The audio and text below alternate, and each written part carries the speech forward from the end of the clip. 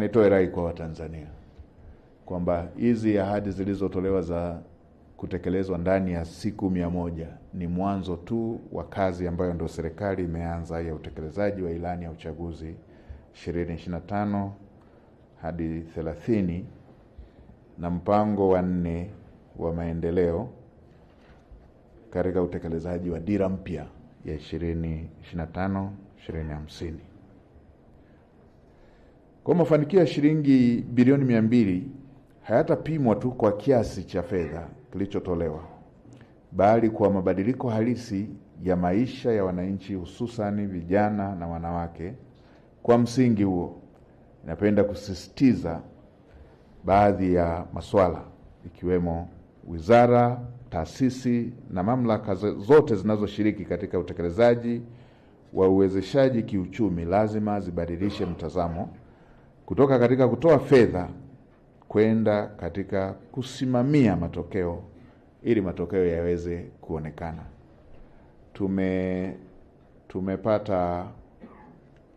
Tulikuwa tunapata concerns, tulikuwa tunapata manunguniko katika baadhi ya maeneo kwenye fedha zile ambazo zilikuwa zinatoka kwa majaribio kupitia asilimia zile 4.2 katika baadhi ya maeneo, usumbufu ukiwa mwingi katika baadhi ya maeneo, elimu ikiwa haijafika ya kutosheleza katika baadhi ya maeneo, fedha zikibaki, ili hali kuna uhitaji mkubwa wa fedha hizo.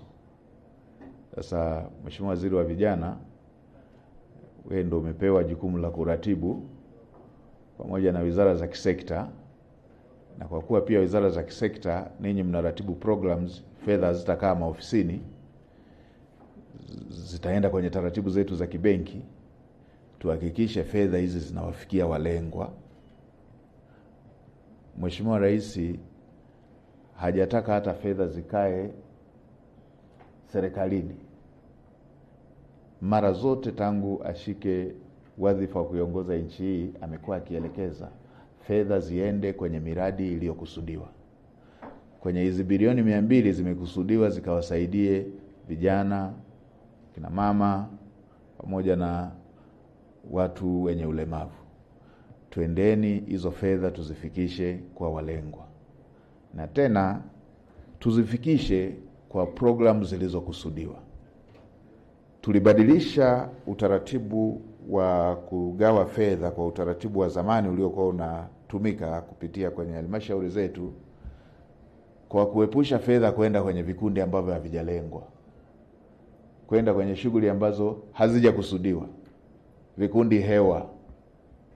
Sasa fedha hizi Mheshimiwa Rais hajakusudia ziende kwenye vikundi hewa. Sasa vikundi hewa havina matokeo.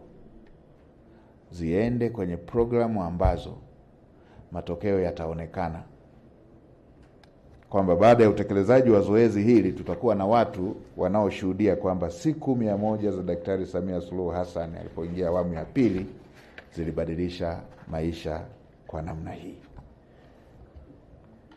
Kila wizara ihakikishe sera, mikakati na programu zake zinaakisi dhana ya uwezeshaji kiuchumi kwa vijana na wanawake.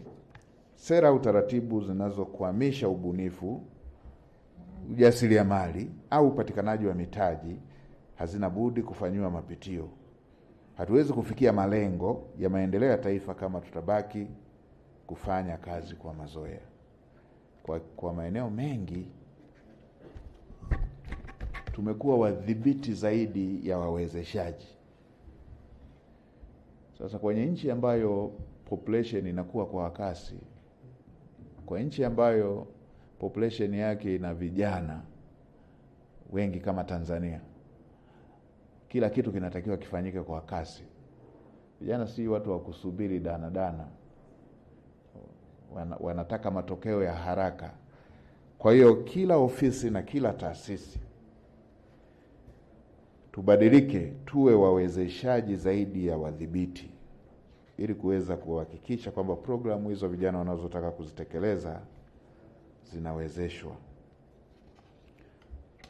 Ninaziagiza taasisi za fedha zinazoshirikiana na serikali kutangaza kwa uwazi bidhaa za uwezeshaji wa serikali zikiwemo zinazotokana na fedha ambazo serikali inatoa kupitia kwenye mabenki yetu.